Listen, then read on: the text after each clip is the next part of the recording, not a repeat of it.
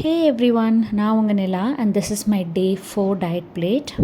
So என்னென்ன சாப்பிட்ருக்கேன் அப்படின்றத நீங்கள் பார்த்துக்கிட்டே கொஞ்சம் ப்ரெக்னென்சி பற்றி பேசலாம். ஸோ ப்ரெக்னென்சி டைமில் கிரேவிங்ஸ் ஒரு பக்கம் இருந்தால் ஃபிசிக்கலாக நம்ம ஆக்டிவாக இருக்கிறது ரொம்ப ரொம்ப ரொம்ப ரொம்ப முக்கியம். பட் 8th and 9th மந்தில் அது ரொம்ப சேலஞ்சிங்காக இருக்கும். நான் முன்னாடி சொன்ன மாதிரி என்னோடய ஃபர்ஸ்ட் அண்ட் செகண்ட் ட்ரைமஸ்டரில் ரொம்ப ஆக்டிவாலாம் இல்லை. தேர்ட் ட்ரைமஸ்டர் வந்ததுக்கப்புறம் தான் நான் ஆக்டிவாக இருக்கவே ஸ்டார்ட் பண்ணியிருக்கேன். இப்போ தான் ரெகுலராக வாக்கிங் போயிட்டுருக்கேன், யோகா பண்ணுறேன். ஸோ நீங்களும் என்ன மாதிரி தப்பு பண்ணாதீங்க.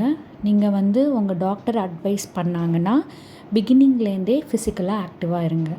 என்னோடய டாக்டர் ஃபஸ்ட்டு 3 மந்த் எதுவும் பண்ண வேண்டாம்னு சொன்னாங்க. அதனால் நான் பண்ணாமல் இருந்தேன். பட் 4th மந்த்லேருந்து நான் பண்ணியிருக்கலாம், பட் நான் பண்ணல. கொஞ்சம் எப்போயாவது தான் வாக்கிங் போவேன். இப்போ தான் நான் ரெகுலர் வாக்கிங் ஸ்டார்ட் பண்ணியிருக்கேன். நீங்களும் என்ன மாதிரி ஸ்டார்ட் பண்ணாமல் இருந்திருந்தீங்கன்னா கண்டிப்பாக வாக்கிங் ஸ்டார்ட் பண்ணுங்கள். உங்கள் டாக்டரை கேட்டு என்னென்ன யோகா பண்ணணுமோ அதையும் பண்ண ஆரம்பிங்க. பாய்.